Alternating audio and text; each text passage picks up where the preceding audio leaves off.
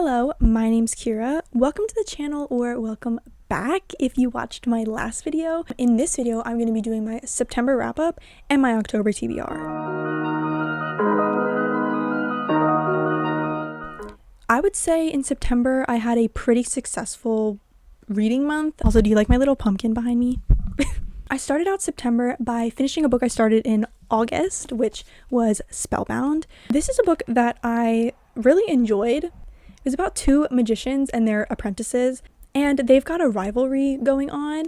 And this book is basically something happens to the magicians and their apprentices have to save them. This was a really solid way to start out reading from my fall TBR because this was the perfect transition book from summer into fall.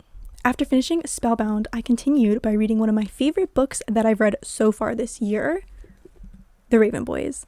Now, I talked a little bit about this in my last video, so if you haven't watched that yet, go check it out. The Raven Boys is about a group of friends in small town Virginia, and they're basically on the hunt to prove that magic is real, but also find a dead Welsh king. This was one of my favorite books that I've read so far this year. I think about it every single day. I just love it so much.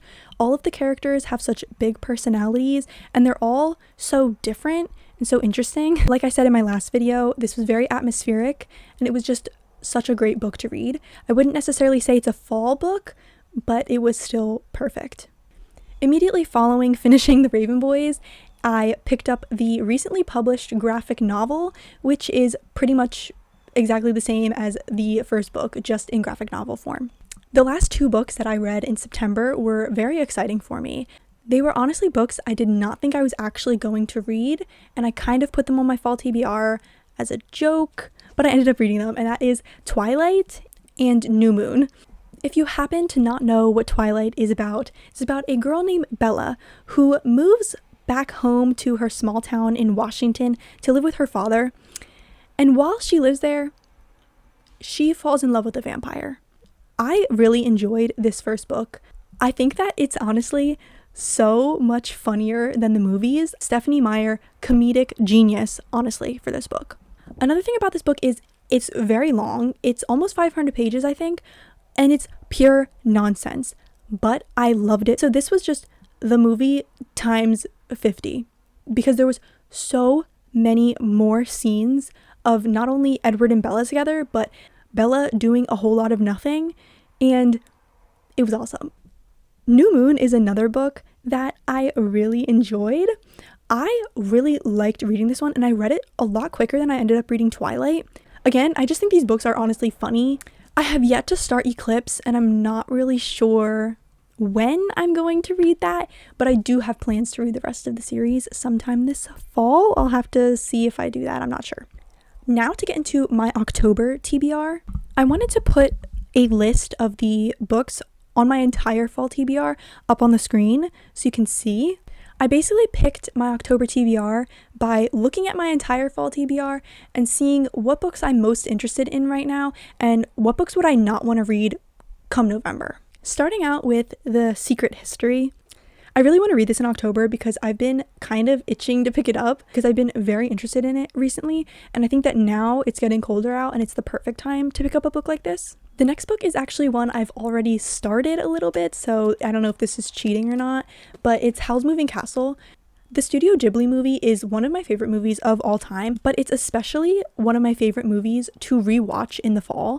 I think it is the most comforting, cozy vibes, and that is just what I need in the fall. So I wanted to read the source material as I did with Twilight. The next book is actually one I don't own, but it's Practical Magic. I want to finish this in October because I want to be able to watch the movie before Halloween because I need those witchy vibes in my life. The next book is a book that my sister has been wanting me to read for a while, and I think that October will be great for this, and that is The Saturday Night Ghost Club. What I've gathered from reading the back of this book is that this is about a group of kids in the 80s who are a part of a ghost club. It seems like it's going to be about haunted locations and ghost stuff, and that is perfect for October. The next book that I'm putting on my October TBR is One Dark Window by Rachel Gillig. This is a book I've had for a while, and I just have not yet picked it up, so I need to. I've heard that this is really gothic, and I definitely think October and November are the best time to be reading gothic type books, so I want to read this one in October. The last 2 books that I'm putting on my October TBR are new releases, so I don't physically own them, but I do have holds on them at the library. Starting out with Soul Searching by Lila Sage.